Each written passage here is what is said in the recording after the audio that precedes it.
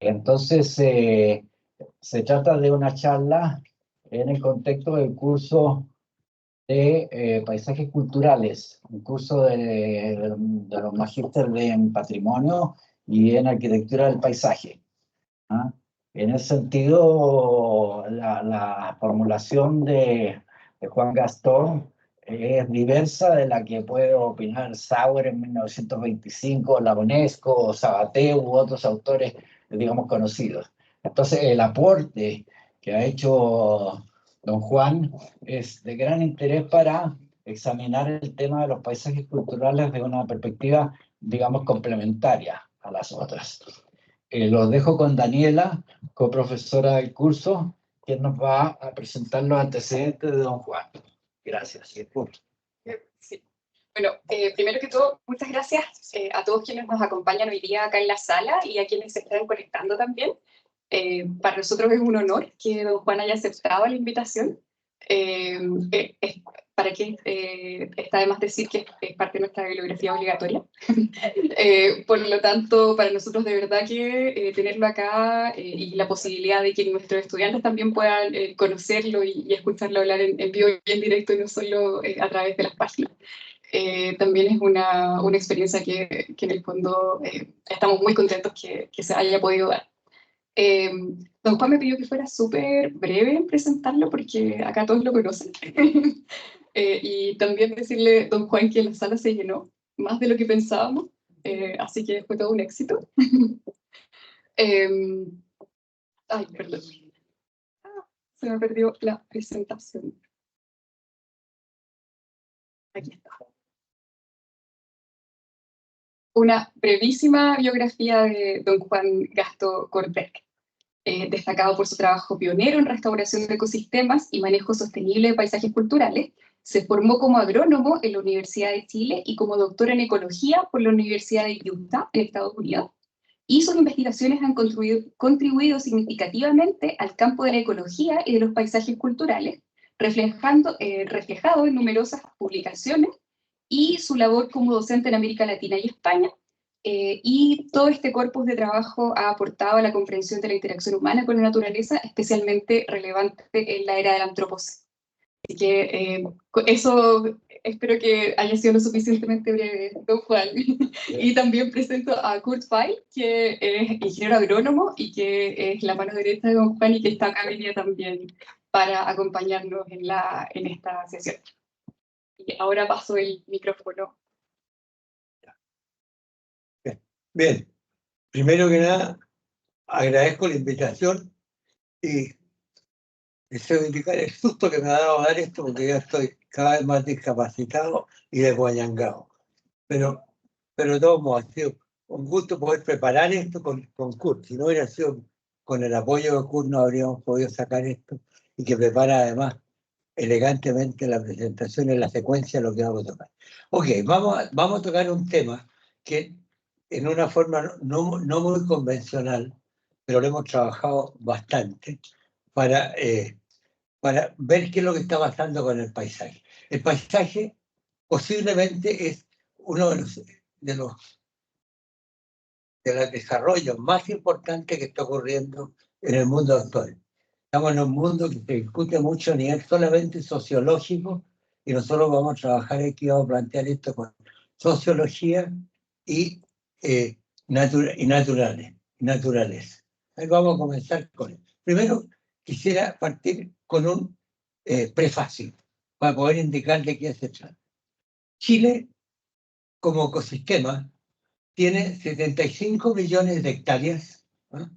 La superficie de todo Chile, la mayoría son hectáreas bastante limitadas en su capacidad productiva, pero tenemos cosas muy interesantes. En estos 75 millones de hectáreas, tiene su tamaño ha ido variando vamos a hablar durante los últimos 100 años, el año 1924 al 2024. No vamos a hacer mucha referencia a este tipo de cosas. Entonces, Chile hace 100 años era más grande de lo que es ahora. Chile se ha ido achicando ecológicamente. Tiene las mismas 75 millones de hectáreas. Pero hace 100 años teníamos salitre. Ahora no queda ni un miligramo. Teníamos minerales de cobre y otros minerales que estaban a nivel del suelo con una ley muy grande, tal vez 3% o más. Ahora tienen 0,2% y está a centenares de metros de profundidad. O sea, es más chico que lo que era ecológicamente ahora. Teníamos petróleo. Ahora no nos queda ni un centímetro cúbico de petróleo, ¿no? Teníamos, además, mucho más litio de lo que tenemos ahora, porque hemos estado vendiendo y se nos va a agotar no sé en cuánto tiempo, pero también se nos va a agotar. O sea, vamos a ser más chicos, ¿no? Además, teníamos más hectáreas de buenos suelos sin erosionar. Ahora tenemos miles de hectáreas de suelo erosionado y de certificado, mucho más. O sea, desde el punto de vista ecológico y paisajístico, Chile es más chico. Pero no solamente se achica, también se agranda. Por ejemplo, en el año 1913 teníamos el ferrocarril que funcionaba desde Iquique hasta Puerto Montt. Y eso se había financiado con la plata de la minería en general. El salitre se había pagado construir esto y también con la plata de la minería se hicieron canales, se hicieron construcciones, se desarrollaron los fondos, se desarrollaron las ciudades, los puertos. O sea, si la plata de la minería se invierte bien, pasa a ser un recurso renovable, un ecosistema renovable. Y si se gasta solamente en impuestos y se malgasta, pasa a ser un despilfarro. Entonces, eso es para transformarlo en una cosa sustentable. Eso se transformó, se hicieron, ahora somos más grandes porque tenemos industrias de papel, industrias de madera, tenemos grandes fondos, la agricultura chilena es bastante buena, a pesar que puedan criticar, se hicieron los canales de riego y todo. Mucho venía del dinero, pero venía con la liquidez también. O sea, dentro de esto, a manera de epílogo, tenemos el país se achica y se agranda. Y se agranda depende de la medida que el paisaje sea de calidad y se vaya agrandando, ¿no? Y se achica en la medida que se malgastan los recursos naturales y se deteriora el país. Pero además de esto tenemos una tercera cosa. Tenemos un gasto social exagerado que no está en proporción con lo que está generando el nuevo paisaje que vamos desarrollando. O sea, el tema general de todas las charlas son tres cosas. Cómo el paisaje se achica, paisaje ecológico, ecosistema, se agranda y parte de esto se va a una distribución en bienes en el desarrollo social, pero a veces con un despilfarro. Cuando esto está desproporcionado, se produce un desgaste. Lo que queremos aquí tener que al final sea sostenible. Bueno.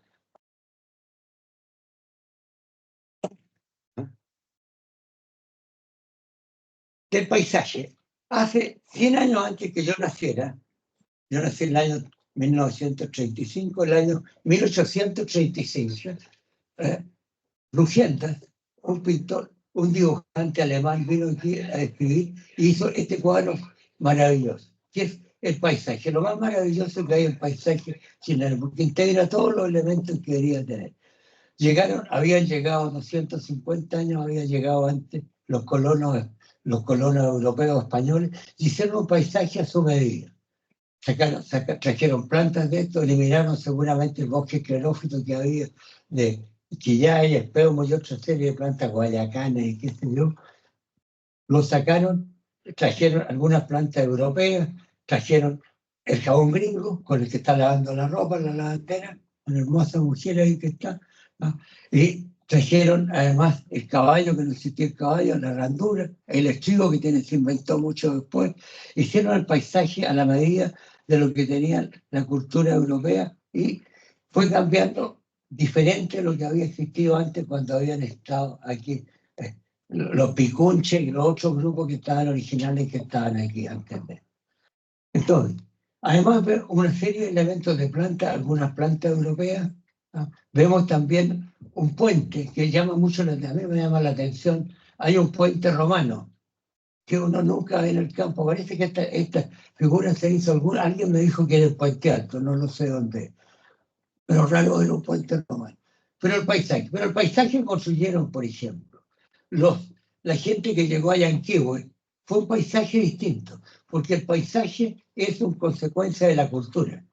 De acuerdo a la cultura que llegaron ellos, hicieron esto. Pero el paisaje que hizo la gente que estaba, por ejemplo, en los mapuches que llegaron, los pehuenches, hicieron otro paisaje.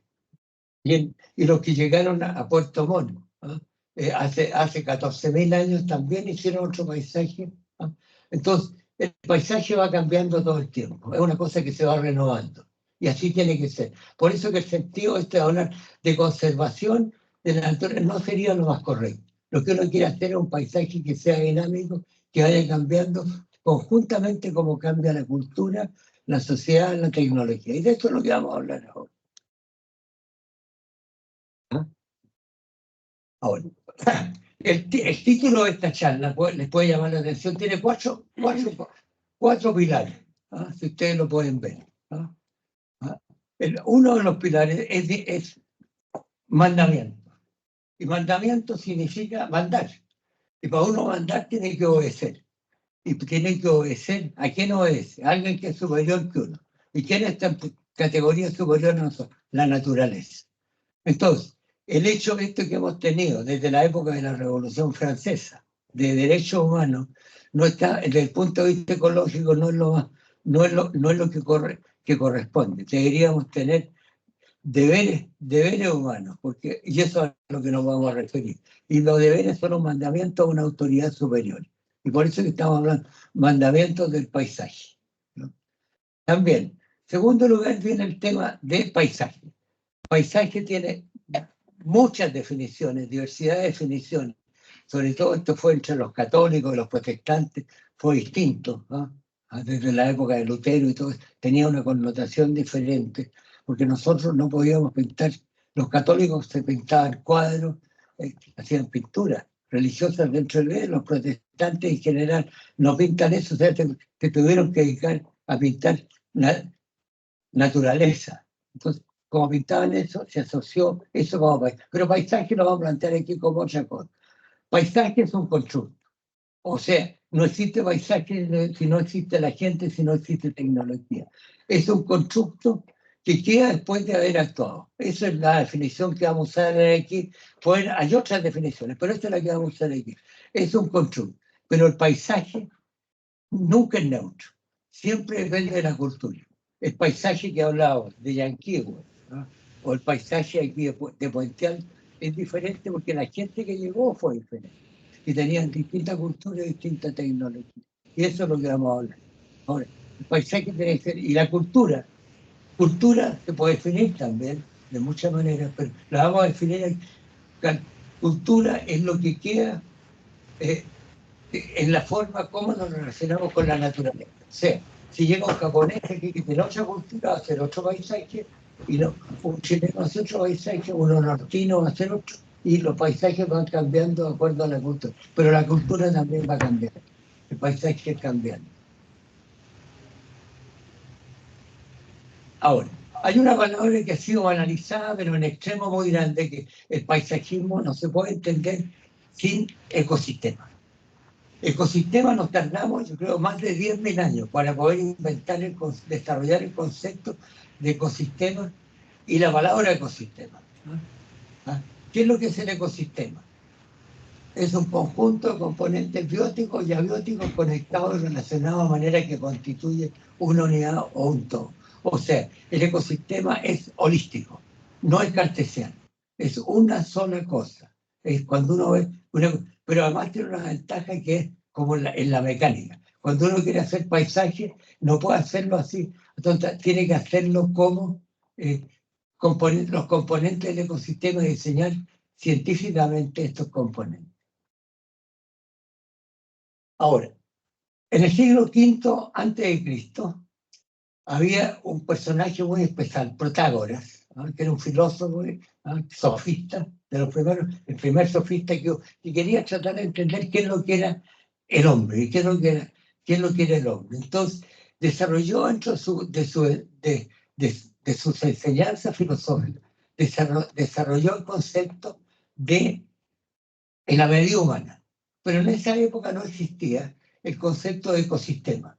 Entonces puso la medida humana, pero lo mejor que se pudo dentro de lo que está. Porque nosotros podríamos hacer un paisaje a la medida de los cocodrilos o a la medida de los guanacos, y sería otro paisaje. Es completamente diferente hacer un paisaje a la medida humana que a la medida de la naturaleza, porque lo humano es imperfecto, según las definiciones. Como es imperfecto, no puede vivir tal como llegó a la Tierra hace muy poco, hace apenas 7 millones de años, que casi nada. No ha tenido tiempo para evolucionar, entonces no tiene ni pelaje, no tiene los pies para caminar, no tiene una serie de cosas. Entonces, para poder... Mira, él es don Juan Gastó. No, alguien, por favor, la gente que está conectada online, apaguen sus micrófonos. Ahora sí, ya. Entonces, para poder coexistir, el hombre en la naturaleza como un ser imperfecto, de acuerdo a las definiciones de la ciencia, ¿ah? tuvo que hacerse una órtesis. Órtesis no es lo mismo que prótesis en el interior y órtesis en el exterior. Es como ponerse una muleta. ¿Sí? Como uno no tiene una boca, por ejemplo, para masticar, no tiene un estómago muy pequeño que no puede comer pura hierba. Tiene que tener, tiene una piel que no le protege el frío y el calor. La única forma que tenía para poder sobrevivir en este mundo, en este planeta, es tener una órtesis. Y esa órtesis se llama paisaje cultural.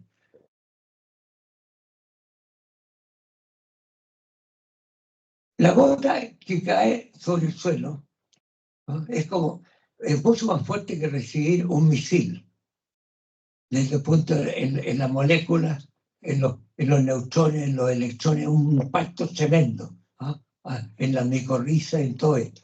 O sea, cae tan fuerte que tiene que estar el ecosistema organizado para organizar la gota, ¿no? O cualquier cosa que se le introduzca al ecosistema. Entonces, esa gota que cae ahí se puede evaporar, se puede transpirar, puede escurrir o puede deslizarse hacia un estanque o hacia un canal, y después cuando juntamos 1.500 litros de gota, si el sistema está bien organizado, podemos producir 1 kilo de paltas. Ahora, si naciera una guagua, esa guagua que nace en un ecosistema bien organizado, también se transformaría eventualmente en un adulto, una persona que va a ir coevolucionando con el ecosistema. Iba a ser un adulto ya próspero y con empleo y con todas las cosas que pueden tener. Entonces, lo importante es esto, dentro de la teoría de la información, los sistemas bien organizados, la ley del orden desde el orden. Un sistema bien organizado es capaz de recibir información pertinente y es capaz de rechazar la información impertinente. Esto puede ser una maleza, un cultivo, un migrante, un inmigrante, una población extra que vaya llegando. El tema es teoría de la información para poder entender el desarrollo del paisaje. ¿Ah?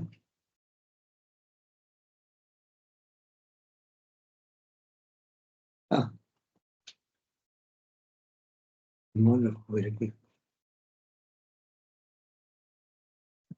Ya, toca lo que va a hablar ahí. No, pero estaba olvidando de luces. Sí, bueno. Sí. Ya, dile tú. Ya. Sí, bueno, la gota de agua que se autoorganiza, entonces también antes de que aparezca el humano, hay un paisaje autoorganizado. Eso me responde lo que queremos decir. Ahí está Lucy. Lo que pasa es que cuando el hombre llega a sus 7 millones de años, el primer día, uno pregunta, ¿qué pasó el primer día? El primer día había solamente primates, había jirafas, había monos, había otra serie de elementos, y tuvo que ver cómo se adaptaba con esto. Entonces empieza este recorrido de estos 7 millones de años que llegamos hasta llegar ahora, y cómo se va adaptando. Pero él tiene que adaptarse, tiene que evolucionar, y no estaba preparado para vivir en la naturaleza. Y no tenía tecnología tampoco para generar un paisaje. O sea, lo que tenía que hacer era cambiar él, más que cambiar el entorno. O sea, que es la órtesis. Ahora, hace algunos años me tocó visitar el zoológico de San Francisco. Y uno siempre se impresiona mucho cuando ve fauna de esta calidad, como es un gorila. Y el gorila estaba sentado, estaba en un lugar, en un paisaje hecho especialmente para él, con unos muros de cemento muy fuertes, y estaba medio sentado en una roca ahí, y medio pensativo. Y la pregunta que nos hicimos, estaba con mi familia, nos preguntamos, ¿en qué está pensando el gorila? Bueno, y esto es una metáfora que se tiene que ver porque no podemos saber en qué estaba pensando. Pero ¿en qué pensaba? Pensaba en tres cosas. Probablemente lo mejor era acercarse con la aproximación de Ortega y Gasset, cuando dice yo soy yo y mis circunstancias. El gorila, cuando pensaba en yo, estaba pensando en ecología de poblaciones, en la ecología de la evolución, ¿ah? Estaba pensando también en la teoría de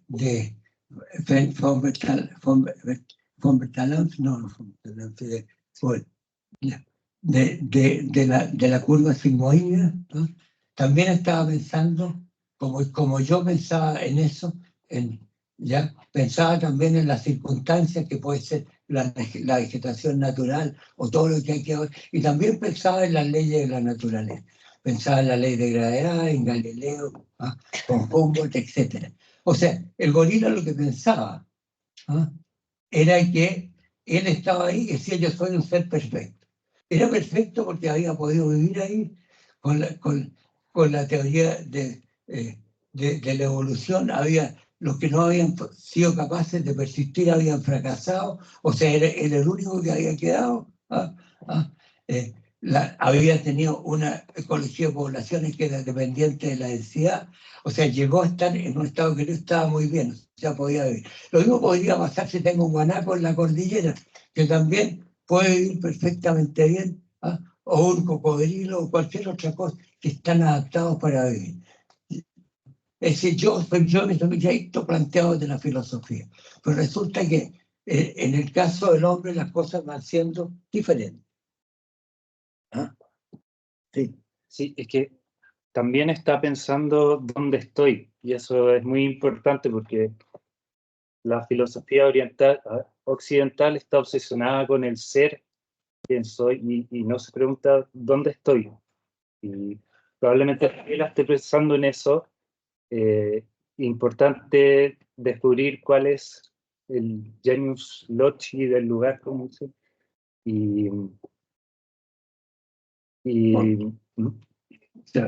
Claro, pensamos más sí, en lo ontológico. Vamos a construir una casa desde el prejuicio de lo que es una casa, o le vamos a preguntar al lugar qué tipo de casa quiere tener construida. Entonces, más que yo soy yo y mis circunstancias, yo soy mis circunstancias, podríamos decir.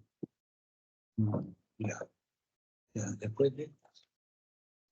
Ahora, en la generación del 98, hubo un pensador que yo lo estudiaba cuando estaba en el colegio, estaba en cuarto año de humanidades, me acuerdo que enseñaban a Sorín y relataban un ensayo que se llama, era con relación a un balcón y una ventana, y lo que describe ahí a Sorín es un personaje que está en un lugar probablemente cerca de Toledo o cosas, que está sentado echando la ventana y está mirando hacia afuera y lo mira en distintas épocas. Y ve cómo va cambiando lo que está afuera, o sea, cómo el paisaje cambia y él cambia, ¿no? Ahora, esto acá, que lo podemos decir burdamente con las palabras, mejor sería que lo dijéramos exactamente con las palabras de Azorín. Desde lo alto se divisa la ciudad y toda la campiña. Por el horizonte aparecía una mancha negra. Donde antes había bosque, hay ahora trigales de regadío. El río sigue su curso manso como antaño. Ahora vemos un extraño carro de hierro con una chimenea. Donde antes estaban las tenderías, se levantan dos grandes edificios. Llenan de humo denso el cielo de la vega. O sea, el paisaje va cambiando, o sea, esto de conservación, no queremos conservar, queremos ir cambiando, pero armónicamente y sosteniblemente. Queremos conservar los elementos valiosos en la naturaleza, tiene que conservarse en la naturaleza, pero el paisaje tiene que ir cambiando. Y va cambiando desde cuando modifica un árbol, planta un arbusto o una pradera, pero además de esto cuando se va desarrollando la tecnología relacionada con él. Ahora, en el siglo I y II llegó un César de la época de Roma, ¿ah? Y fue a Colonia, en Alemania, ¿ah? Y fue a desarrollar a los pueblos nativos, que eran tan primitivos en esa época, los pueblos originarios del norte de Europa como los pueblos originarios de América. Cualquiera de estos pueblos no eran mejor, se desarrollaron después de eso, ¿no? Se civilizaron mucho más. Pero dentro de esto que no tenemos el relato de estos 1600 años, llegamos al año 1900, cuando Colonia era una ciudad que tenía una determinada característica, un paisaje. Estaba bien hecho, tenía la catedral y tenía todo. Pero viene la guerra del año 45 y entra su vida completamente en lo material. Pero la cultura de la gente de Colonia siguió viva. Entonces, cuando mueren las estructuras, ¿ah? Al año siguiente, cuando estaba todo lo más miseria, hacen el Carnaval de Colonia, el año 46, 45, 46. Y después tenemos el año ahora, que todo esto al final es palincesto. Palincesto es un concepto que viene desde la época de Arquímedes, el concepto derivado de Arquímedes, pero cómo el paisaje va evolucionando gradualmente, como la teoría de la evolución en el paisaje de los papiros de Arquímedes. Oye, si puedes volver atrás sí. a la... ¿Sí? ¿Se acuerda lo que me comentaba Juan de por qué se había mantenido la catedral? Porque la constante en todas estas imágenes que vemos es que la catedral se mantiene, la ciudad completa se destruye, pero se mantiene, claro, el río, porque es parte como de la naturaleza del lugar, pero también está la catedral. ¿Se acuerda por qué? Bueno, según mi hija, que estuvo en Colonia haciendo los trabajos, contaba que mantuvieron la catedral los aliados porque en la guerra volaban desde Londres hasta Europa, y la catedral era como el faro que tenían para los bombardeos. Por eso yo no sé, yo creo mucho más que fue una cosa de respeto por algo que se merecía. Ya. ¿Cuál era este? ¿Cuál era? Ahora vamos a echar ahora echamos directamente el paisaje. ¿Eh?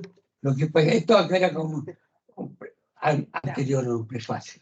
Bueno, ahora, receptividad tecnológica. Nosotros pensamos, todos los que estamos aquí, la generación actual, pensamos que la tecnología es infinita y que uno puede hacer lo que quiera con la tecnología, y con la tecnología va a resolver todos los problemas. Uno basta escuchar el mundo en la calle, van a estar todos hablando de la tecnología. Pero tenemos ejemplos muy tristes de la tecnología. Chernobyl, por ejemplo, y Tokio, que son dos ejemplos claros que hicimos la tecnología nuclear que no ha fracasado. Tenemos, por ejemplo, los pesticidas, que no podemos llegar y aplicar cualquier cantidad de pesticidas en cualquier lado, porque estamos también afectando a la naturaleza. Tenemos los incendios, que no puede ser, ¿no? Seguimos pensando como el rey Midas. El rey Midas, que pensaba en el siglo VIII a.C., pensaban que querían que todo se transformara en oro. Al final se transforma el agua y la cementera en oro y se padece de hambre. O sea, la tecnología no es toda la tecnología, pero dentro de la tecnología, el tema más importante, cómo se puede aplicar la tecnología, está en Adam Smith, la riqueza de las naciones. Los chinos, si quieren ver, los chinos después de Mao Zedong, se basan mucho en la riqueza de las naciones de Adam Smith. ¿Y qué es lo que dice la riqueza de las naciones? Que nosotros le podemos agregar, cuando hacemos algo, en el paisaje le ponemos un valor agregado. Voy a poner un ejemplo que no lo conozco con exactitud, si está bien. Pero, por ejemplo, llegó una vez un emigrante alemán a Estados Unidos, que lo único que había hecho a lo mejor había sido carpintero. Y vio unos palos por ahí sueltos y transformó los palos en un piano, en un Steinway. O sea, eso ponerle valor agregado. Llegó otro, un irlandés, que lo único que era trabajador de campo, rural y todo esto, y lo único que conocía, había trabajado con las cementeras, con el ganado y todo esto, y de repente encontró un montón de fierros. Y se le ocurrió transformar esos fierros en un auto, en el Fonte. Ese es el valor agregado. O sea, la tecnología, cuando uno construye paisaje, tiene que ser positiva, y lo fundamental de la tecnología dentro de los manuales es ponerle valor agregado. Pero está todo esto que vemos en los alrededores. Cómo hemos dejado un cachureo con las cosas que vamos destruyendo, casas abandonadas, desiertos, erosión, carga y todo ese tipo de cosas. La tecnología es importante, pero hay que saberlo hacer. Por eso es que este es un tema de la ciencia y la cultura. Ahora, ¿qué es lo que es el ecosistema? Conversaba el otro día con una colega nuestra que estaba impactada también por la banalización y se ha hecho la palabra ecosistema. Como decíamos, ecosistema nos hemos tardado fácilmente, más de 10.000 años, en entender el concepto de ecosistema. Pero no lo logramos hacerlo bien. Bueno, tuvimos que integrar algo que interesaba desde la época presocrática, desde Tales de Mileto y todos los que siguieron después, Pitágoras, etc. Teníamos que tener los 4 componentes: atmósfera, hidrósfera, litósfera y biosfera, que se incluyó mucho después. Pero además de esto, necesitamos que hubiera una persona tan especial que comenzó en los años 22 a tocar el tema de teoría general del sistema. Habían en esa época, cuando se genera esto, había por lo menos unas 20 palabras para decir el concepto de ecosistema. Biosistema, seno, holoceno, bioma y qué sé yo, mucho más. Pero hubo Ludwig von Bertalanffy, que desarrolló el concepto de teoría general del sistema. Felizmente se acuñó la palabra ecosistema, la acuñó Tanse el año 85, yo nací en el año 85, el mismo año, o sea, no hace tanto tiempo. Pero acuñaron la palabra ecosistema. Pues la palabra ecosistema tiene un valor muy grande. Uno escucha a diario, pues. Escuchamos palabras a cada rato. Escuchaba el otro día, dentro de palabras ecosistema, bolas de fierro. No sé qué decir, podría ser un gallo muy macano. Bueno, pero también el ecosistema, por ejemplo, psicólogo, el ecosistema informativo, una serie de cosas que no tienen nada que ver. No se puede desarrollar el paisaje si no se tiene una idea muy clara y muy científica y muy rigurosa de lo que es el ecosistema. ¿Qué teníamos? Ahora,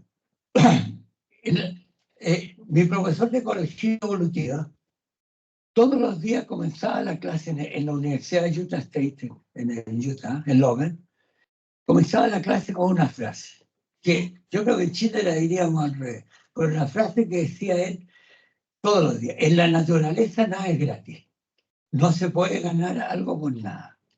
Bueno, mencionaba, por ejemplo, aves que llegan a una isla oceánica que, donde no hay depredadores, desarrollan las patas y el muslo y pierden las alas.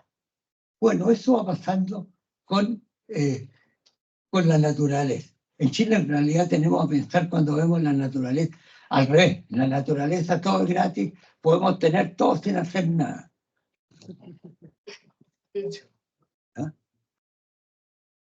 Ahora, a continuación de esto, viene en general el tema, el segundo acápite, esto que tenemos que tocar aquí para aprenderlo, es el concepto de nicho, hábitat y territorio. En mis clases de ecología, invertíamos por lo menos 3 o 4 sesiones de clase hablando de nicho y hábitat. ¿Qué es lo que es el nicho? El nicho es la función que desarrolla el organismo en un ecosistema, que puede ser comer, ser comido, transformar los desechos vegetales, transformarlos en mantillos y todo este tipo de cosas, transformar en fertilidad, desarrollar a lo mejor algunas moléculas que hay ahí, transformarlas en iones útiles, pero el nicho es muy importante para poder entender lo que viene después de los mandamientos. El hábitat es completamente distinto al nicho. El hábitat es el catalizador, es el lugar que puede ser la temperatura, la presión, y la presión atmosférica, el pH o lo que sea. Por ejemplo, nosotros no podríamos tener seguramente, a lo mejor, un cocodrilo en la Antártica porque el hábitat no es el adecuado, pero el nicho podría ser adecuado, ¿no? Entonces, si hay alguien ahí que una planta. Entonces, el hábitat es otra cosa distinta. Entonces, un organismo tiene que adecuarse al nicho y al hábitat y después al territorio. El territorio tiene que ser compatible con lo que necesita. Si trabajamos, por ejemplo, con un gorgojo de chico, que le bastaría a lo mejor con el tamaño de un disco Pepsi. Pero si trabajamos con un grupo de guanacos, por ejemplo, a lo mejor necesitamos 100.000 hectáreas. Entonces el tema, nicho, hábitat, territorio y lugar. Lugar es completamente distinto al espacio, y los arquitectos esto también, y los profesionales del agro también, lo entienden.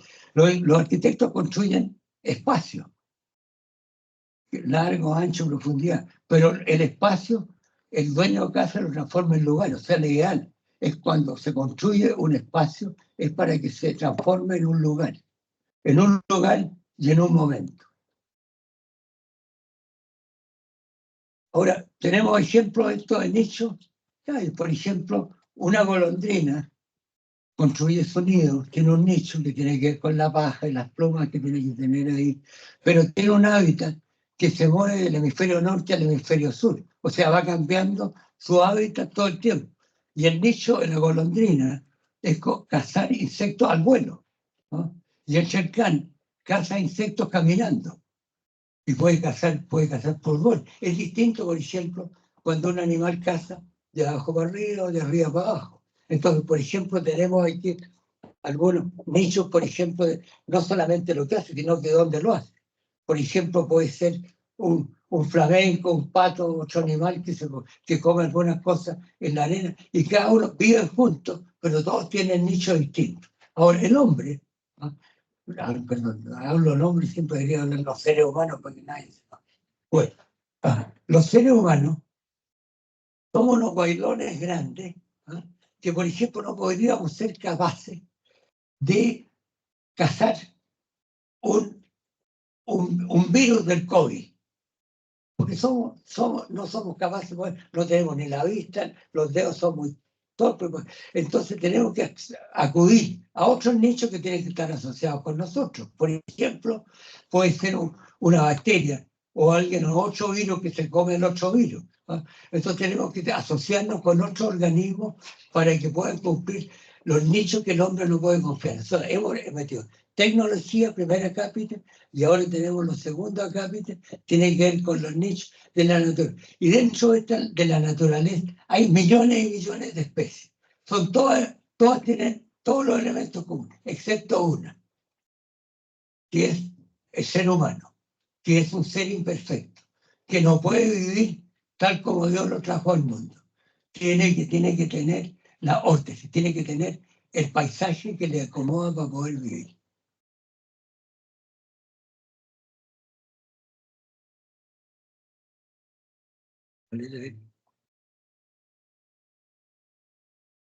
Bueno, o sea, ahora los distintos organismos se van adaptando, entonces van usando las tecnologías y la basura que vamos desechando nosotros, como el plástico, y las colillas de cigarrillos, y otra serie de cosas, los manteles viejos, y todo, van usándolo para hacer sus nidos, las ratas, los pájaros y todo esto, lo van haciendo, o sea, vamos usando una combinación, se van integrando, a pesar que no somos nosotros. Ahora, vamos a ver, mire, para poder trabajar en paisaje vamos a hacer una parte filosófica, son dos verdades que las vamos a poner la estamos poniendo en latín. Porque el latín tiene más fuerza. Yo recuerdo cuando estaba en el colegio, las misas eran, el libro de misa está, en un lado está en latín y el otro en castellano, así que chaborrea algunas palabras en latín, pero el latín es un idioma muy hermoso, pero no, obviamente no. Pero hay dos conceptos latinos que son muy antiguos. Uno parece que entendemos que son más o menos de 1600, el otro de 1700 alrededor. Uno dice indubio pro natura. Cuando tenemos dudas, dice, ante la duda, la naturaleza está primero. O sea, cuando uno ve los debates en el Congreso y todo esto, y la escritura de la nueva Constitución, que se discute ahí como gato y perro, es en el tema de solamente las cosas humanas, pero no se han olvidado de la Constitución. Lo que ha faltado aquí es incluir en la Constitución la naturaleza. Está casi completamente olvidada la naturaleza y el paisaje, ¿para qué decirlo? ¿Cómo tenemos que transformar esto en paisaje? Y la otra frase viene de un sefardita del siglo XVII, que era Baruch Spinoza, que dice Deus sive natura, que dice Dios como natura. Entonces, se menciona a menudo que Albert Einstein, cuando daba una conferencia, le preguntaban los asistentes, ¿usted cree en Dios o no cree en Dios? Sí, le decía, yo creo en Dios, pero creo en el Dios de Spinoza, en el Dios de la naturaleza. Para el propósito nuestro, que tengo aquí en la pontificia, vamos a hablar aquí del Dios ecológico, el Dios de la naturaleza, que sería para nosotros a quien hay que obedecer, y ahí vienen los deberes humanos. Ahora, basado en esos dos principios, ¿no?, que la naturaleza está primera y el Dios de la naturaleza, hay una hipótesis crucial. La hipótesis crucial es la hipótesis que se decide, que esto ojalá lo pudieron entender, yo creo, la gente que está en la política y en el mundo real, que nos dirige, que pudieran entender de la hipótesis crucial. La hipótesis crucial son dos cosas. Es la última hipótesis, que es esto o lo otro. ¿Con qué hipótesis vamos a trabajar nosotros para construir paisaje? ¿Somos solo naturaleza? ¿Vivimos solos en este mundo? ¿Estamos solos? ¿O bien versus si somos sociedad y naturaleza? En tema de paisaje nosotros vamos a aceptar en este caso que nosotros somos sociedad y naturaleza.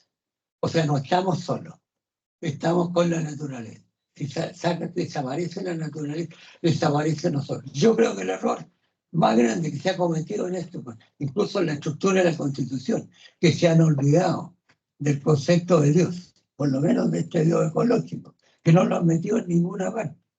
La naturaleza no están discutiendo el hombre con el hombre, derecha e izquierda, que está bien, como quieran. Pero el tema aquí es sociedad y naturaleza, no es eso. Es otra cosa lo que estamos hablando con paisaje. ¿Cuál es su letra? Ahora, nosotros, si queremos construir un paisaje para guanacos, por ejemplo, en la Patagonia, nos basta con de esta pirámide de Maslow, que son las pirámides de necesidad, nos bastaría con tener la primera capa de la pirámide, el primer piso de la pirámide de Maslow, ¿no?, que es fisiología y anatomía, o sea que pueda vivir. Pero si queremos construir, por ejemplo, vamos aquí a la cordillera y con Daniela trabajamos, hicimos un proyecto aquí en la cordillera, en un predio grande de la cordillera, casi 100.000 hectáreas. Pero el tema, si nosotros lo queremos hacer y poner una puerta solamente para los guanacos, nos basta con que cerremos la puerta y que dejar que el pasto crezca y que van a aparecer los guanacos.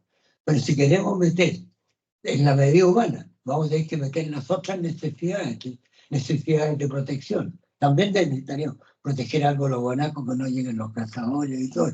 Pero vamos a tener que tener las necesidades de producir, de comerciar, de transformar a lo mejor, transformar los animales en cueros, tener restaurantes, tener que la naturaleza exprese. O sea, cuando uno construye un paisaje en la medida humana, tiene que construir todas las capas de la medida más. El predio este que estudiamos con Daniel y con Kurt, aquí en la cordillera, tiene que ser en la medida humana. Entonces, mire, el problema más grande que veo que tenemos en el país, yo que estoy viejo ahora, como yo tengo 87, 88 años y medio, ¿ah?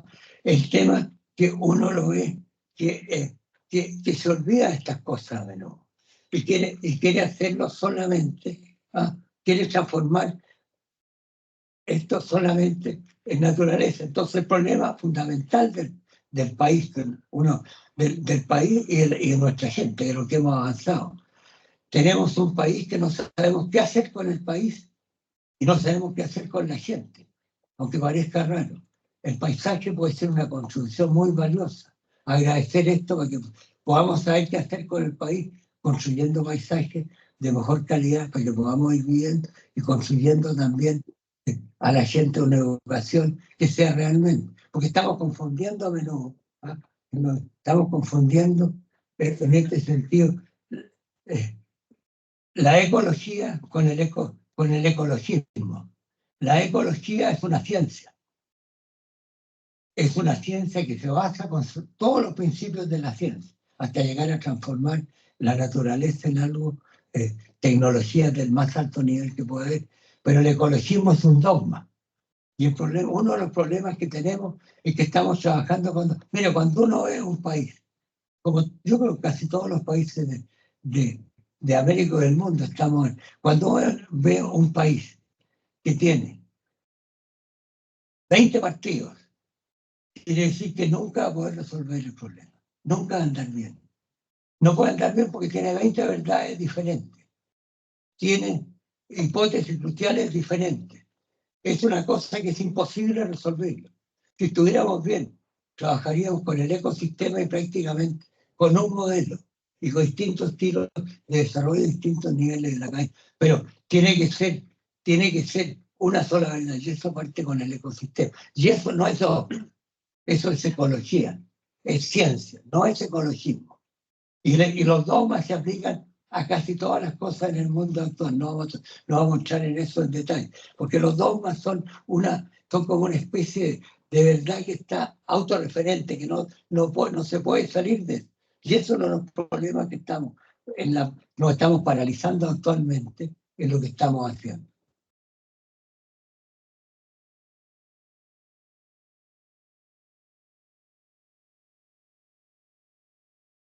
¿Aquí? Ya. Bueno, aquí tenemos algo que lo desarrollamos en Baviera conversando con un grupo de profesores alemanes. ¿Ah? Yo les explicaba que lo importante que teníamos en las clases de ecología era determinar la idea de centro.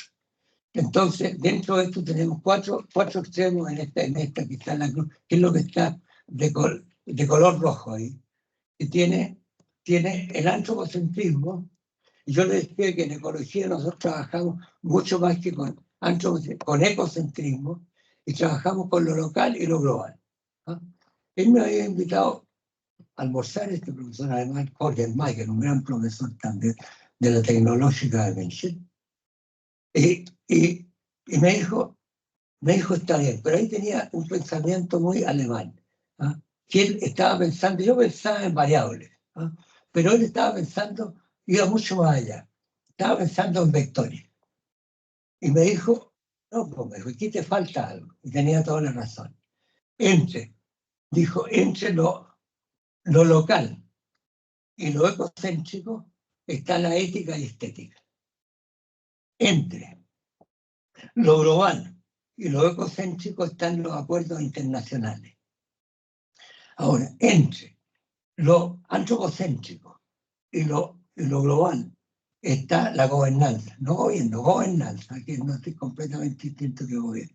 Y ahora, y entre lo antropocéntrico y lo local están los actores y propietarios, los dueños propietarios, stakeholders y stockholders. Ahora, este es el tema, o sea, aquí tenemos, y esto lo localizamos, pero no viene en el centro. Ahora, si nosotros somos más bien del ámbito, por ejemplo, industrial, tecnológico, aquí hay una especie de achurado que indica que nosotros podemos orientarnos cuando queremos localizar, nos podemos ir hacia arriba.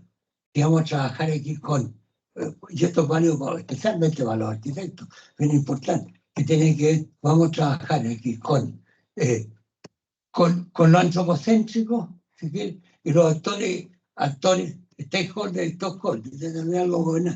Pero si queremos, somos más ecológicos, vamos a mirar hacia abajo de este centro. Y en hacia abajo vamos a mirar el ecosistema, la ética y estética, y vamos a mirar también los globales y los valores. O si fuera hombre o mujer también, el centro lo voy colocando en distintas formas. Entonces el mundo tiene que entender cuando hablamos de la medida humana, es dónde está el centro. Pero el centro no está nunca exactamente en el centro. Es un vector que se mueve así como una vena para allá y para acá. Pero hay que ubicar eso para hacer el sistema de referencia. Cuando un profesional quiere trabajar en cualquier cosa, en minería o en agricultura o en economía o en lo que sea, tiene que ver dónde ubicar su centro. Ahora, ya. Yo recuerdo hace los 20 años, me escuché en Quillota, estaba con una persona que se llama Wackenagel, ¿eh? Que después había desarrollado un proyecto aquí a partir de Chile, de Santiago lo hizo, ¿no? Que era un suizo que trabajó, no conozco mucho más de él, no me acuerdo. Pero Wackenagel desarrolló este concepto de huella ecológica, porque partió con esto, ¿eh? Partió aquí en Santiago, con Santiago, y lo desarrolló, pues lo aplicó a todo el mundo también. Pero planteó la huella ecológica que parte de los bosques, tiene una huella distinta. Después están los automóviles, están las praderas, ¿no? El espacio construido, cada uno va dejando distintas huellas. O sea, no es un conglomerado de cosas, son cada una de las huellas deja, pero la huella total de esto, del planeta, necesitaría un planeta y medio para satisfacer todas las necesidades que tenemos. Ya. Ahora, hay una cosa que también nosotros siempre nos imaginamos cosas y nos olvidamos. ¿Ah? Es como uno cuando llega a la casa y la señora le reclama y dice, oye, pero necesito plata. Bueno, y también eso es verdad. Pero el tema, cuando uno quiere construir un edificio, cualquier cosa, no piensa en cuánto cuesta. En el desarrollo esto del hombre y la naturaleza y la tecnología, por ejemplo, el hombre primitivo vivía con aproximadamente 2000 kilocalorías. Una kilocaloría es más o menos lo que se necesita para elevar un gramo de agua en un gramo. Ya. Eso es un tema. Esto está explicado en 1000 kilocalorías. Pero cuando hacemos un poquitito más de agricultura, artificializamos, ya necesitamos 6000 kilocalorías. En todos caminos tenemos que hacer un arado palo, lo que sea. Si la queremos hacer más industrial, son 20.000. Y si lo queremos hacer mucho más industrial, necesitamos 60.000. Y después cuando necesitamos ya algo bien industrial, necesitamos 120.000. Y si ya el top, vamos necesitando 150.000. Entonces, ¿qué es lo que pasa? Si yo llego al canal de Beagle, donde están los Yaganes de Ona, por ejemplo, que están y le hago una torre de 20 pisos, pero esa torre para hacerla necesito un costo de energía de 230.000 kilocalorías. Energía en todo, el ladrillo, el cemento, el camino, el aeropuerto, en todo. Entonces, y el gallo trabaja produciendo aquí o consumiendo 2.000 o 6.000 kilocalorías. Entonces el problema tiene que ser compatible. Si nosotros hacemos una torre, el Parque Arauco tiene que a lo mejor gasta 200, o Nueva York, que tiene 230.000 kilocalorías, tiene que tener no puedo tener agricultura del trigo que va a producir muy pocas kilocalorías, que gasta a lo mejor 20.000 kilocalorías. No puedo hacerla con un edificio que tenga. Entonces el problema que nos está pasando en esto que estamos construyendo, estructuras que son mucho más caras de mantenerse que lo que produce el ecosistema. Por eso que el ecosistema tiene que ser compatible con todas las estructuras que hacemos, con el grado de artificialización. Ahora, vamos a hablar un poco el problema que pensamos aquí, y esto puede parecer como pecado aquí en la pontificia hablar de estas cosas, pero somos pecadores, después podemos confesar. Pero mira, la explosión demográfica, el tema del crecimiento demográfico. Hace 10.000 años atrás, la población del mundo era 4 millones de habitantes. 4 millones, o sea, debe ser un poquitito más que lo que tiene Maipú o Puente Alto. Ya. Pero pues en la época de Jesucristo, o sea, ya muchos años después, ¿no? La población del mundo era 170 millones y crecía muy poquitito cada año, ¿no? Después de esto viene la revolución industrial, ¿no? En el año 1500 teníamos 700 millones de descubrimientos. ¿No? No es lo mismo, las fechas ustedes no pueden ir viendo. Y vamos siguiendo creciendo. A mí se me olvida, tienen que soplar. Bueno, va creciendo hasta que llegamos, bueno, hasta ahora que estamos aquí más o menos en 8.000 y tantos millones. Ahí está. Pasamos los 8.000 millones de habitantes. El año que nací yo había 2.000 millones. El año que, ya, bueno, pero la población crecía casi nada durante todos estos años. Primero crecía más o menos 1 millón al año, pero después ustedes ven cómo va siguiendo creciendo. Pero hoy día crece 90 millones al año. Alemania tiene 80 millones de habitantes. Pero cuando crece 90 millones al año, esto es una locura, ¿no? Y este es el problema principal del mundo. Pero Alemania tiene universidades, tiene aeropuertos, tiene ciencia, tiene tecnología de todo tipo, tiene una cultura. Y cuando crecen 90 millones, crecen 90 millones de casi analfabetos que van creciendo, ¿no? Y crecen al año 90 millones. Ahora Chile, ¿no? Hablemos de Chile también. El año 24, o sea, hace exactamente 100 años, Chile tenía 3 millones 600.000 habitantes. 600.000 habitantes. Yo me casé en el año 62, la población de Chile era 8 millones de habitantes. 8 millones, ¿eh? Me casé hace re poco. 8 millones. ¿Ah? En la época que entró el presidente Allende tenía más o menos, creo que eran como 9 millones. En la época del 90, después del gobierno cívico-militar, la población de Chile era menos de 11 millones, 10 millones y tanto. Bueno, ¿qué es lo que pasa ahora? Tenemos casi 20 millones. ¿Cuál es el problema poblacional que nosotros estamos pensando sin ser pecadores?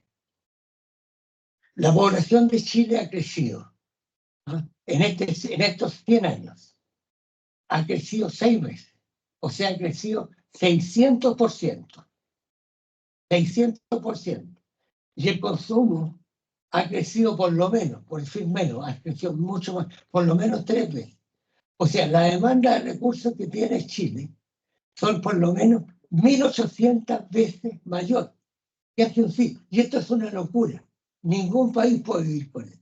Y esa es la tragedia que tiene Sudamérica, que hay más gente que la que cabe.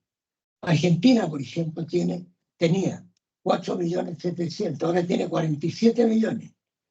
Perú tenía también una población bajísima, menos que los países norte, y ahora tiene una población inmensa, también mucho más grande que la de Chile.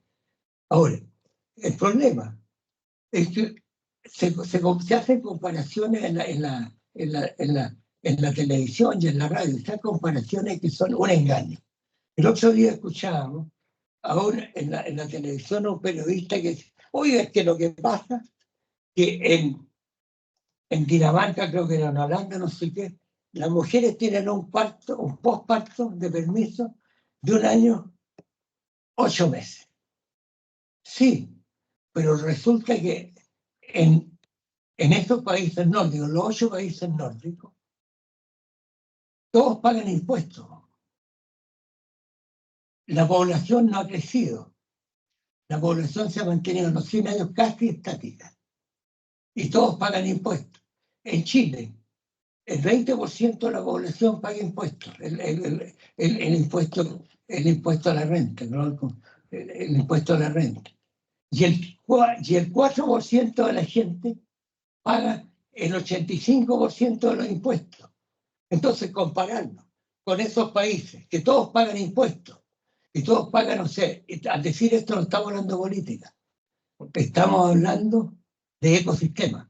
La plata esta hay que invertirla en el desarrollo del ecosistema. Si no hay desarrollo del ecosistema, no puede aumentarse el gasto social. Ese es el tema del fondo. Y esto no lo ha entendido la gente que aumenta el gasto social, pero sin aumentar el paisaje y el ecosistema. Ya. Ahora, hay que entender esta ecuación que la carga humana son función de tres cosas. El número de personas, el consumo y la tecnología. Pero el numerito que está debajo indica que siempre el producto tiene que ser mayor que el costo. O sea, no podemos aumentar los costos sociales. Aumentar el costo social si no aumentamos la parte de la carga humana y si no aumentamos el ecosistema y no aumentamos la artificialización del ecosistema. Ahora, la curva de Fairholt, miren, hay una curva exponencial y aquí está la ecuación del exponencial, que la población humana crece exponencialmente y puede crecer hacia el infinito. Si uno, por ejemplo, tiene 2, 4, 8, 16, 32, etcétera, 64, va a crecer hasta llegar al infinito. Esta es la población humana. Y Fairholt, que era un matemático belga del año 1700 por ahí, desarrolló una ecuación que es la curva sigmoidea, que dice que llega hasta el K, que se llama, en inglés se llama density dependent, que es dependiente de la densidad. La población humana va creciendo suavemente hasta que llega hasta el nivel K. Y el nivel K, ¿por qué se mantiene el nivel K? Y esto es igual que en un termostato. En un termostato tiene algo que sube y baja la temperatura. Siempre la mantiene en la temperatura.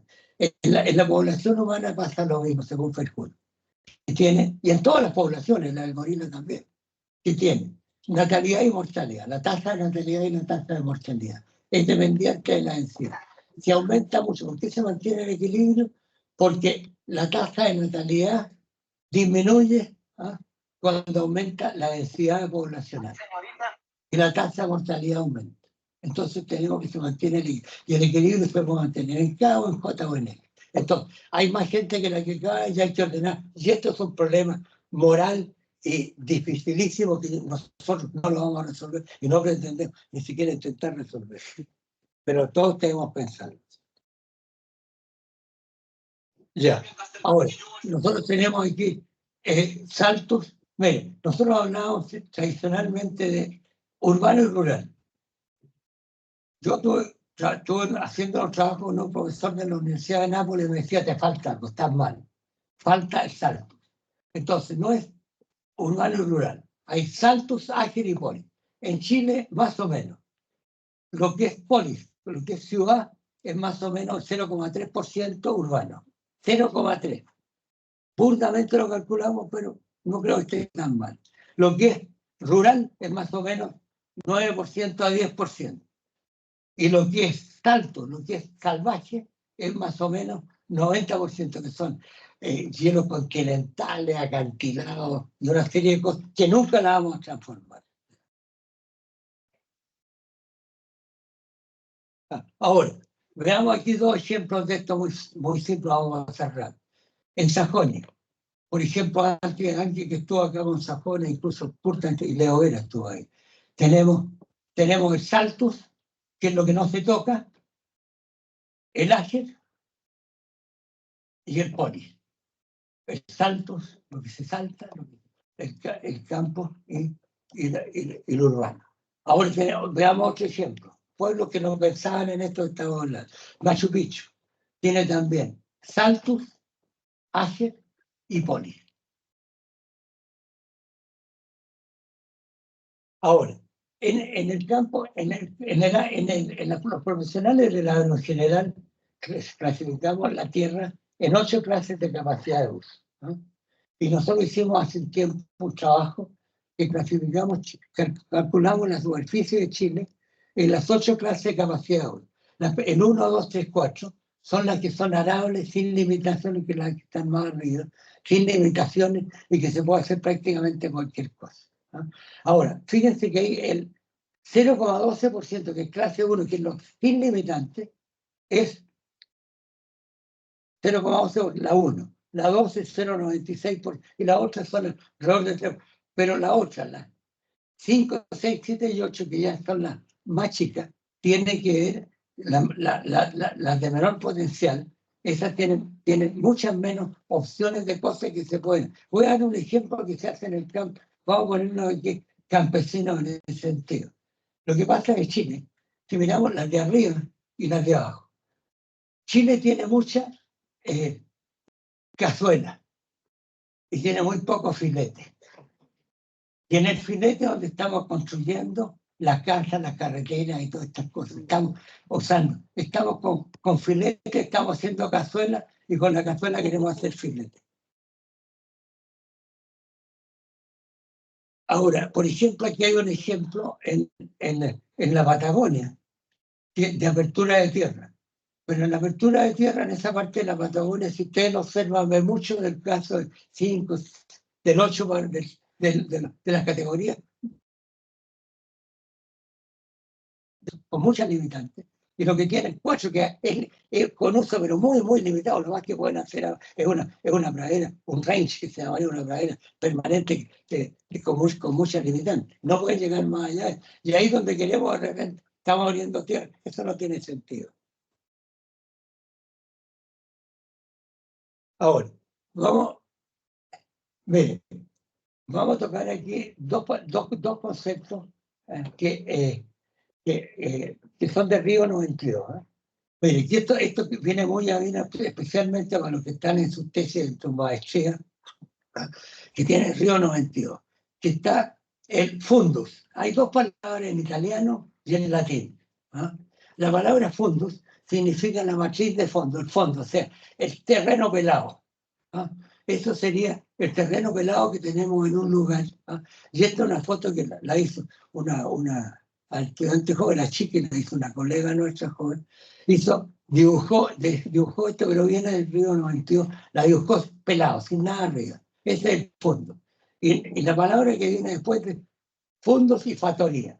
Fatoría es lo que se mete en latino, en inglés, lo que se mete arriba. Y esta imagen, que es la última que pone en Río 92, que es fantástica. Tiene cómo toman un terreno que está en el fondo de una factoría que pone parques nacionales, áreas silvestres, tienen todo, pero tienen un río, tienen a los pescadores, están las ciudades, pero se ve está casi todo, en lo que está capacidad de uso, 1, 2, 3 y 4, es donde están poniendo las ciudades, las cosas que se pueden hacer más tecnificadas. El resto son sectores que son complementarios a la cosecha de agua, fauna silvestre, cosas de ese otro tipo. ¿Quiere agregar algo? Ya.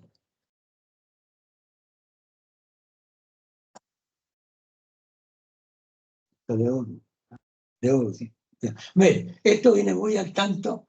A mí me tocaba varias conferencias, esto me tocó, como ustedes, uno de los temas más importantes, sobre todo para los estudiantes de posgrado, los que están trabajando en paisaje. Entonces, tiene que ver aquí con cómo nosotros vamos transformando lo que es esto, vamos transformando en distintos tipos de uso.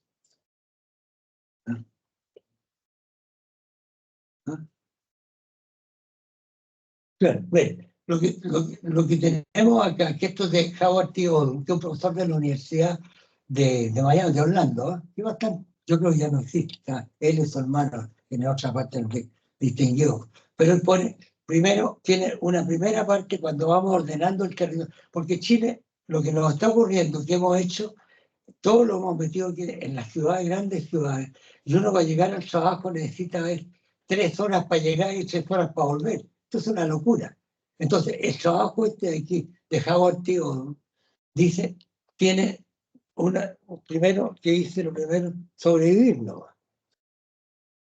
Que es lo salvaje, el wildscape. Después tiene farmscape, que es paisaje de los fondos, paisaje agrícola. Y después, es una palabra, ¿no? Desde el año 72 creo que inventaron, apoyaron la palabra townscape, paisaje de los pueblos. Y después sigue hasta llegar. Pero cuando llegamos a la etapa más, las grandes ciudades donde tenemos el banco, la CEPAL, el Banco Mundial y todas las cosas que pueden estar, la Casa de Gobierno. O sea, el paisaje se va ordenando en esa categoría por la capacidad de uso y se ordena también por las necesidades. Ahora vamos a llegar a la quinta parte que teníamos aquí, que vamos a tocar el tema de fondo, que son los mandamientos del paisaje. No hemos hablado de mandamientos del paisaje, pero ahora tenemos que hablar de los mandamientos del paisaje. Y los mandamientos del paisaje están representados en este triángulo. En la hipotenusa tenemos en un costado, en el costado que tenemos el ecosistema natural artificializado, que podría ser desde un árbol, una hierba, un arbusto, cualquier cosa, artificializado hasta que sea un avión, una fábrica de papel o cualquier cosa. Y ese es el ecosistema artificializado. Y este es el que produce, este es el que genera riqueza. Y este es lo que le vamos a llamar aquí, es el paisaje artificializado. Y estas son variables. Tenemos aquí el ecosistema natural artificializado. Y en este otro extremo, en la hipotenusa, tenemos el ecosistema humanista artificializado. O sea, no es humano, es humanista, porque cómo se organiza el hombre artificializado. Estos dos son variables. El ecosistema natural artificializado es una variable y el ecosistema humanista artificializado. Esta es la base de todo lo que estamos hablando en esta conferencia. ¿Qué es lo que es? ¿Qué es lo que nace de la relación entre estas dos cosas? Y esta es la importancia que el país debería tener. El país debería tener paisaje, que es lo que produce riqueza, y distribución social, y riqueza social. Y la relación entre estas dos cosas tiene que ser armónica. Y la relación entre estas dos cosas es algo que nos demoramos muchos años en descubrir, porque nunca podíamos saber qué es lo que es sostenibilidad. Y sostenibilidad es la relación que existe entre el ecosistema, paisaje artificial, y el ecosistema humanista. De estas dos cosas, si están en equilibrio las dos, nace un vector que dice que es sostenible. Y esos son vectores. Estas dos son variables. Y la sostenibilidad no es una variable. Eso nos demoramos por lo menos 20 o 30 años por tratar de entender qué es lo que es un vector y qué es lo que es una variable. Y esto venía de cuando habíamos estado allá en Sajonia discutiendo estas cosas. Entonces, el problema de los mandamientos del paisaje de Chile tiene que ver con la armonía que tiene que haber entre la riqueza del paisaje chileno y la demanda social que tiene el país como Chile. Estos 75 millones de hectáreas que tenemos hoy tienen una riqueza, considerando lo que empobrecimos, lo que crecimos, y tiene una sociedad, una organización social que se organizó como nicho humano. Y esto aquí, o sea, aquí tenemos 10 mandamientos de esto, que no lo vamos a poner por falta de tiempo. Tenemos 5 mandamientos del humanismo, que eso lo vamos a poner con mucho pudor, como un primer borrador, para que no nos peleen, no nos critiquen. Y tienen 4 mandamientos de la sostenibilidad. Vamos a mostrar esto nomás porque no hay tiempo ahora. Veamos los 5 mandamientos del humanismo. Voy a poner la pura palabra. Ya. El primero, esto nos puede gustar o no gustar. Esto lo sabe, por ejemplo, cualquier persona que organice incluso una industria. Si pudiéramos organizar el país y si pudiéramos ir a los moteles cuando la gente se reproduce, podríamos organizar la población mucho mejor. Pero si uno organiza una empresa, un fondo, una empresa cualquiera, trata de tener, y Chile debería organizarse a futuro. No se puede hacer a la fuerza. Esto tiene que ser la cultura, tiene que evolucionar. Tiene estos 5 mandamientos. El primero tiene que ver armonía de los nichos.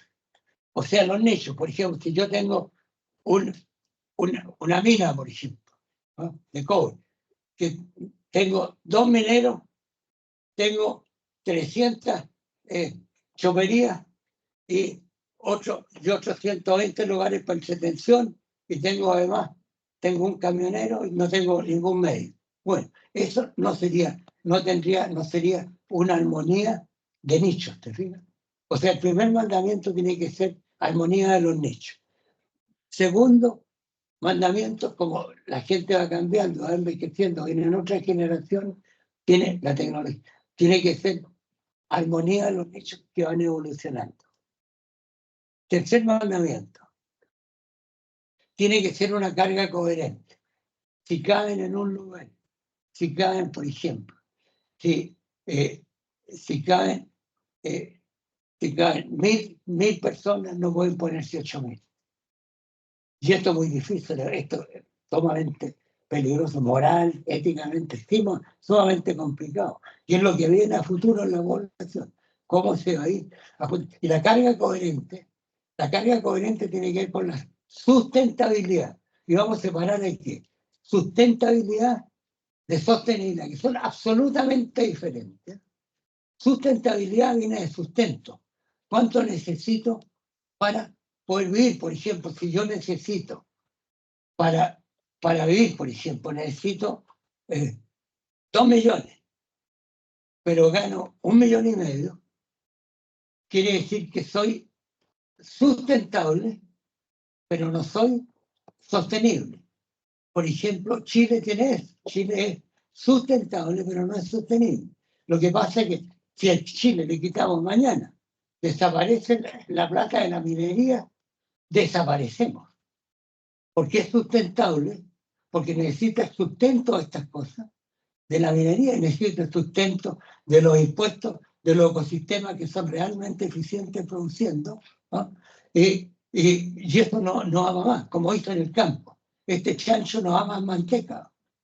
Y no ama manteca. Ahora, si queremos subir los impuestos, tiene que ser armónico, tenemos que subir lo que produce el ecosistema. Y esto es lo que está en el triángulo. Tiene que ser la armonía en los paisajes ecosistémicos con la demanda social.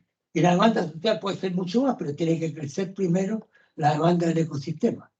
Pero si no, vamos a ser sustentables y no sostenibles. Ahora, los mandamientos de la sostenibilidad, miren, esto nos costado, lo ponemos aquí como primer borrador, porque por pudor no nos atrevemos a decir que esto sea así. Ojalá que en instituciones como los magísteres o los doctorados puedan estudiar esto con mucho más rigor que lo que no. Pero la sostenibilidad, lo que estamos, para que algo sea sostenible, primer mandamiento tiene que haber un vector integrado que integre el paisaje con la demanda. Si esto está en equilibrio, es sostenible. Ahora, primer mandamiento. Segundo mandamiento. Pero esto puede ser sostenible al más alto nivel o al más bajo. Tiene que tener una magnitud de sostenibilidad.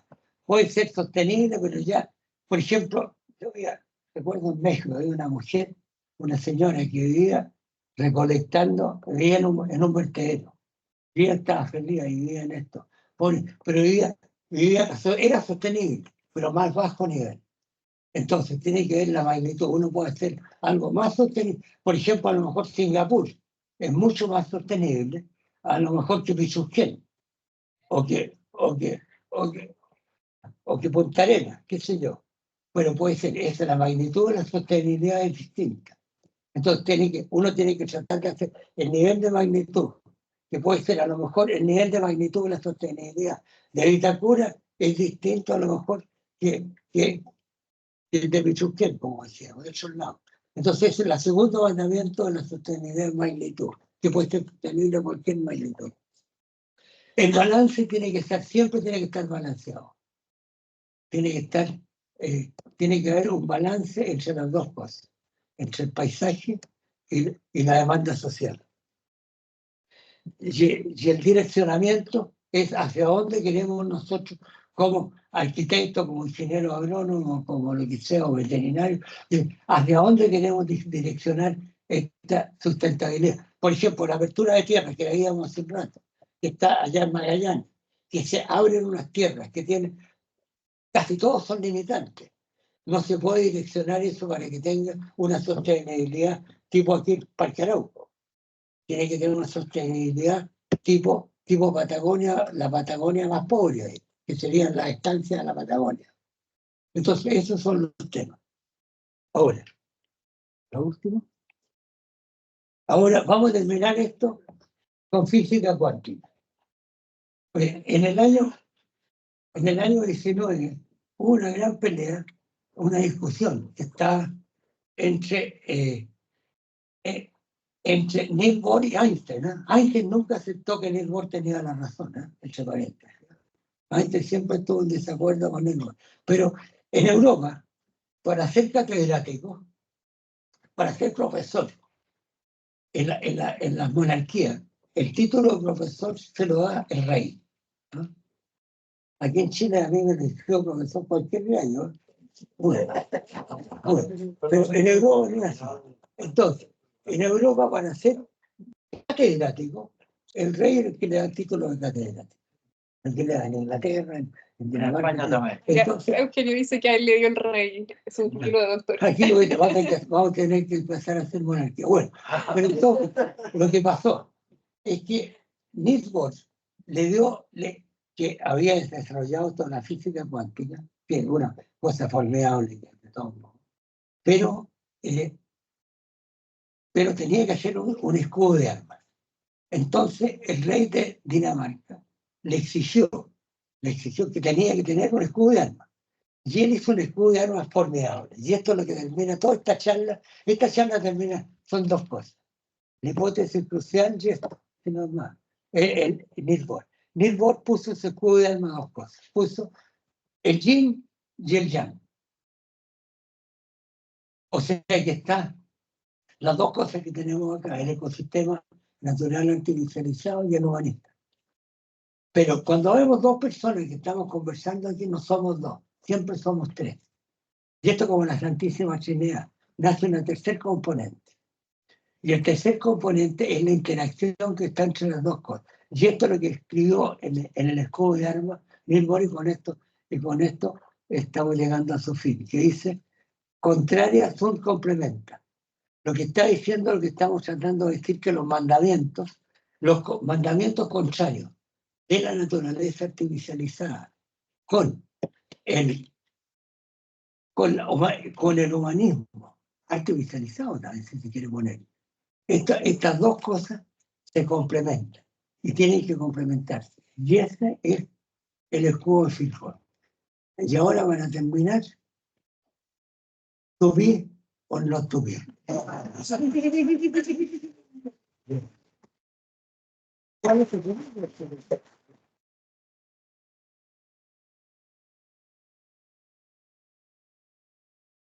Bueno, muchísimas gracias, don Juan. Muchísimas gracias, Kurt, también. Tenemos un tiempo cortito para hacer preguntas, porque de hecho tenemos un pequeño café esperándonos aquí a la salida. Así que vamos a dar 10 minutos. ¿Alguien tiene alguna pregunta que quiera iniciar, romper el hielo? Y llegar a estar en desacuerdo también es válido.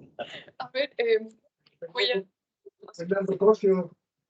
Fernando Cosio. Habla fuerte, no, estamos sordos. Le voy a pasar el micrófono. Fernando Cosio, Economía, ustedes. Bueno, la verdad que...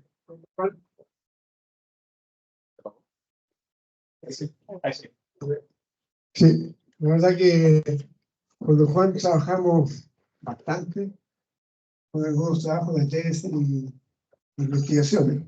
Y la verdad que me llama la atención esta interesante exposición que hace Juan, que algunos ecosistemas muy importantes para nosotros, como es la Patagonia, y también la alta cordillera, y también la zona de la costa, hablar un poquito de Peña Ámbar.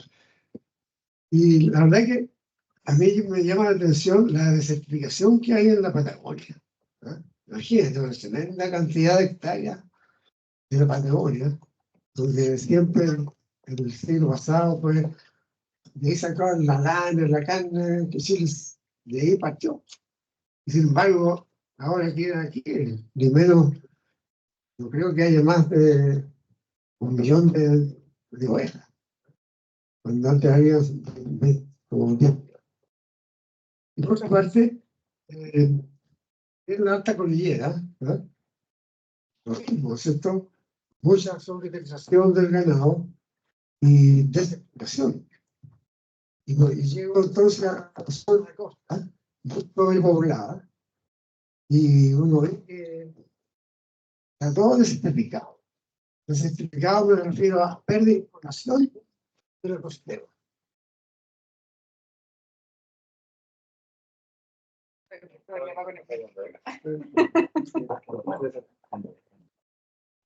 Sí.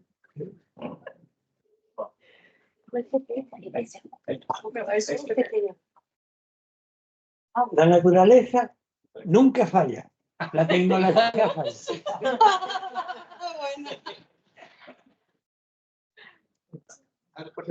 Por lo anterior, a mí con la interesante presentación que hizo, creo que hemos fallado en muchas, especialmente en los principios ecológicos y humanos que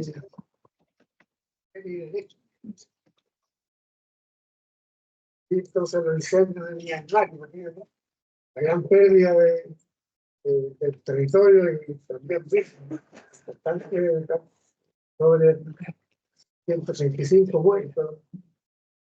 Había visto 40.000 casas destruidas totalmente. Eso. Hay 2 preguntas. Sí. Pero, adiós.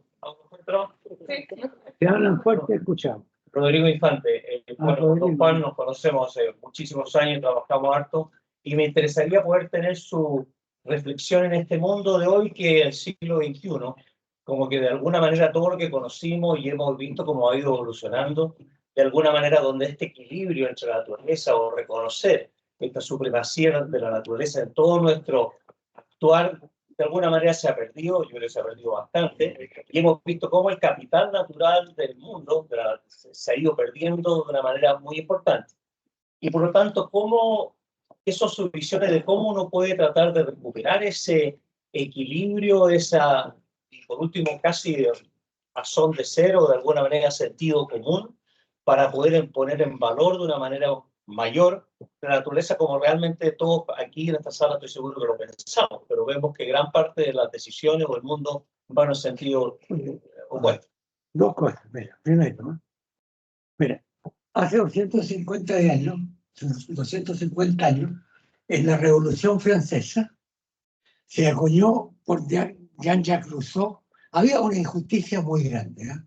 La nobleza no pagaba impuestos, como el 3% se lleva casi todo el dinero, y ahí se acuñó el contrato social y el derecho humano, que era una cosa que era necesario, pero era que no era, pero no puede haber derecho sin deber. El Papa de esa época era Sixto, creo que era Sixto V, Sixto VI, por ahí, estuvo en desacuerdo con Rousseau y con esta gente, con los derechos humanos. Pero voy a tocar esto, no es que esté, del punto de vista, hay que aplicar, hay derechos y hay deberes, ¿eh? Eso es necesario, pero el punto de vista, pero después de esto, el año 48, la señora Roosevelt, gracias a que era la viuda de un presidente, después del término de la Guerra Fría, obligó prácticamente en Naciones Unidas una discusión muy criticada, ¿eh? que hubo muy poca gente, creo que no eran más de 50, había un chileno que era Santa Cruz que estaba ahí. Ya optaron el tema de derechos humanos de nuevo, porque venía una guerra, habían habido justicia, o sea, y era necesario plantear los derechos humanos, fue necesario en esa forma. Pero desde el punto de vista del ecosistema, en sentido estricto, no existe eso. Lo que tiene que existir aquí, volviendo a la segunda parte de tu comentario, yo creo que lo que falta aquí, te fijas, es que hay que cumplir los mandamientos. No puede haber un desequilibrio entre el ecosistema y la naturaleza. Lo que ha pasado, y esto es una opinión personal, como pecador lo voy a decir y no lo han escuchado. Hay más gente que la que cabe. Hay dos opciones, hay más gente que la que cabe. Es aumentar la capacidad del ecosistema o reducir la demanda. reducir la demanda significa, como en esta ecuación, bajar los salarios, que es lo que proponía el Papa en su ciclo Laudato Si, ¿se fija? Pero no basta con la gente que todos quieren ganar para vivir en satisfacción, quieren ganar $90.000. Ese sería el estatus de satisfacción. Pero la gente no da con 8.000 millones para eso. Entonces, este es un problema que vamos a tener que, la gente, las generaciones siguientes, y los que salgan de las universidades van a tener que entender qué es lo que está pasando. Hay un problema que fuerte, que hay más gente que lo que cae, hay menos productividad del ecosistema y más demás. Y sigue aumentando. Por ejemplo, el hecho de subir a cosas que a veces hay que hacerlo. A uno con el corazón le encantaría que se tenga que subir a lo mejor los impuestos, que se tenga que subir los sueldos, que se tenga que bajar la cantidad de... Ningún país progresa si no tiene ahorro, ¿no? Y si no trabaja más, ¿no? Eso, aunque sea duro decirlo. Ahora, Chile tiene que ordenarse. No basta con dogmas, esto que estamos tocando aquí, y que todos los días, estos 20 dogmas que se están tocando. De esos 20 dogmas, ojalá hubiera uno o dos que estén en la verdad. Entonces, hay que buscar el dogma. El punto de vista nuestro, ¿no? Lo que hemos discutido mucho con Kurt, es el tema, el triángulo de los mandamientos, que tiene que haber un equilibrio entre, que Chile tiene que dejar de ser, tiene que pasar de ser sustentable a sostenible. Y cuando pueda, por ejemplo, yo una de las cosas, ya que aquí está buena amigo nuestro, Jorge Pedral, que ha trabajado mucho en la minería y trabajamos con él allá en la Patagonia también. Yo creo que la minería ha pagado muchos impuestos, pero no se puede pensar que todo el desarrollo de Chile va a depender de si esta la plata, los minerales se acaban. El litio se va a acabar no sé en cuánto tiempo, las reservas son bastante grandes. Nadie ha dicho cuántos años va a durar con el nuevo modelo que tiene. El salitre se acabó, pero el salitre dejó ferrocarriles, dejó fundos, dejó industrias, dejó agricultura, dejó ciudades, ¿no? En esa época había muy poco gasto, muy poco gasto, aumentaba muy poco el gasto social. La población era muy pequeña, en esa etapa eran menos de 3 millones de habitantes. Entonces, ahora ha aumentado mucho en la demanda social. Entonces, la solución no la tenemos, pero tiene que volverse a eso. En la naturaleza nada es gratis. No se puede ganar algo por nada. Miren, en ecología, los buenos libros, dichos de Reich O'Neill, y esos grandes libros de ecología, plantean que hay dos tipos de personas, no sé los que están aquí. Pueden haber en dos categorías. Hay los optimistas y los pesimistas. Si yo pudiera ver, pediría que levantaran la mano cuáles son los optimistas, a lo mejor la mitad daría la mano, ¿no? Y la otra, los pesimistas, la otra mitad. Bueno, resulta que yo no soy ni optimista ni pesimista. Soy realista. Este problema tiene solución, pero no tiene costo cero. Hay que entender que si uno quiere ganar, tiene que gastar. Y ese es el tema. Gracias. Bien. Pero es que había otra pregunta acá antes.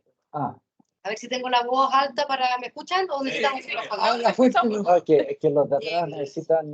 Yo soy Cintia Püchler y muchas gracias, don Juan, por esta conferencia y clase que nos dio. Y muy interesante su nuevo estudio. Y quizás este es un tema más bien específico de lo que se ha hablado, pero yo tengo hace ya varios años una duda conceptual, y que más bien a nivel académico, de la diferencia entre la sustentabilidad y la sostenibilidad. Ay, mira. Le puedo plantear brevemente, claro.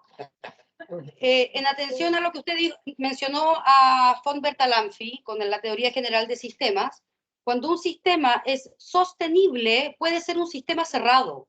En cambio, lo que yo entiendo que es sustentable está dentro de un margen de un sistema complejo abierto. Por lo tanto, debiéramos llegar a la sustentabilidad, no la sostenibilidad. Mira, esto tiene mucho matiz, ¿no? Sí, Se puede muchísimo. contestar en muchas formas. La Real Academia ha presentado un trabajo no hace tanto, creo, por ahí no lo tengo, pero está en mi archivo, que plantea que los dos tienen el mismo origen. Pero sustentabilidad viene de sustento, lo que tú necesitas para mantenerte, pero no indica si te mantiene o no te mantiene, ¿no? Lo que necesitas para vivir. Y sostenibilidad significa mantención y equilibrio. Ahora, esto puede dar para pero el tema abierto y cerrado, mira, los ecosistemas cerrados mueren. Ese es un tema que lo dice al final, tiene que el ecosistema puede ser cerrado. Si se acaba el sol, desaparece. O sea, tiene que... Mira, aquí el planteamiento que estamos, la acepción que le estamos dando al tema aquí, sustentabilidad, está acomodada con el ejemplo. Si yo necesito, si Chile necesita para vivir tanto, el presupuesto es de tanto, ¿ah? No puede mantener su presupuesto en base a explotar la minería que no es renovable y sacarte la minería y deteriorando los suelos para mantener una población que no se puede mantener con el ecosistema Chile. Ahora, si Chile se ordena bien, y ordena bien su población, y ordena bien también sus ecosistemas, eventualmente llegar a ser... Y esto es perfectamente posible. Esto no es ni ser ni optimista ni pesimista. Hay que ser realista, hay que avanzar de a poco, ¿no? Yo veía el otro día, por ejemplo, bueno, no sé si contesto en parte esto, pero tú lo puedes poner lo que te parezca, ¿no? Pero los sistemas cerrados, entiendo, lo que yo entiendo se plantea como que al final no son sostenibles. En la academia hay un trabajo, un académico, que es muy corto, una página, que analiza la diferencia entre sustentable y sostenible en castellano. Y esto es lo que está oficial en castellano ahora. No, Sustentable significa mantenerse con apoyo externo. Y sostenible significa mantenerse sin apoyo externo. O sea, que no tenemos que estar aumentando la deuda. Y no tenemos que estar... Mira, y hay un tema de la minería, y ya que está Jorge también hay que Jorge. Creo que es bien importante. La agricultura es sostenible. Los fondos, por naturaleza, cuando tú haces agricultura, tienes las cementerias, cultivas, pero también tienes que conservar el suelo. Y con la plata que ganas tienes que cuidar para hacer barbecho, conservación del suelo, siembra, cultivos protectores, etc. La agricultura tiene que ser sostenible, por principio. Pero la minería la hemos distorsionado. La minería de antes del año, de hace 100 años atrás, la minería era sostenible. Porque la minería, cuando tú haces un hoyo para sacar mineral, del dinero que saca, que proviene de extraer ese mineral, tiene que invertirse en desarrollar todo el ecosistema. Mire, había dos grandes personajes. Uno fue el padre de Martín Lutero. Era minero, entiendo que era minero del cobre, ¿no? Pero era de una minería sostenible. Esto está hablando de 1600 por ahí.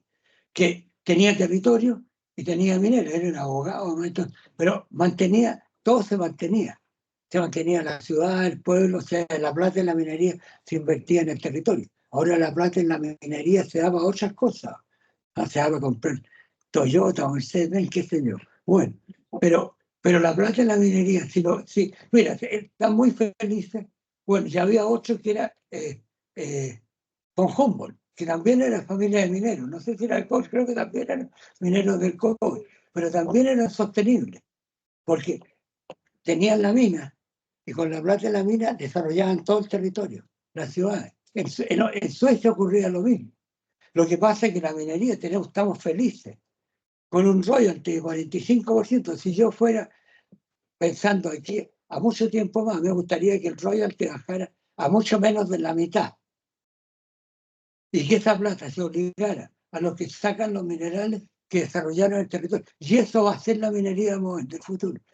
Estoy convencido que eso es lo que tiene que ser. Y eso tiene que ser el país entero. No puede aumentarse el gasto social. Todo esto es un tema de sostenibilidad. Está bien tu cuestionamiento, me parece bien lo podemos seguir discutiendo después. Pero me parece que el tema como concepto, en francés le llaman durable también. Entonces que tiene que poderse mantener. Y el país tiene que, y yo espero que en 2000 años más o 10.000 años más Chile sea un país mucho más próspero, que todos vivamos como reyes, ¿no? Digamos muy bien, porque ha sido sostenible. Si hacemos este modelo que estamos haciendo sustentable, pero no sostenible, cada vez va a ser más, va a ser menos, va a poder sobrevivir menos.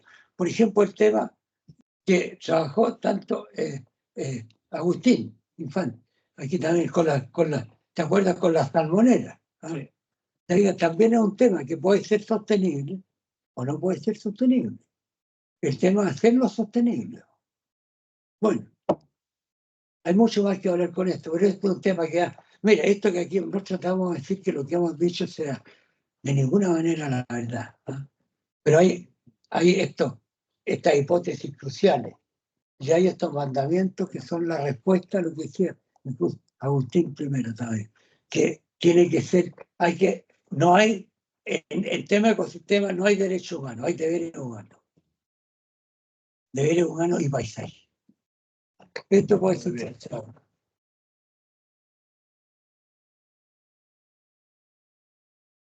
Bueno, con esas palabras ya tenemos que ir cerrando, porque se nos pasó bastante la hora y también tenemos, como les habíamos comentado, un pequeño café esperando. Así que cualquier pregunta o conversación que quieran seguir con Don Juan tiene que ser afuera del café. Sí. Los estudiantes del curso no están invitados todavía. Les recordamos que todavía tienen media hora de clase.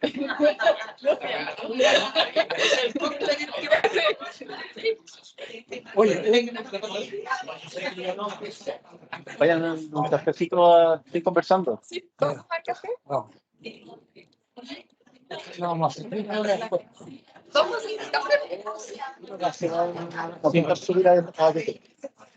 Ahí vamos a estar avisando en Instagram. ¿Qué te parece?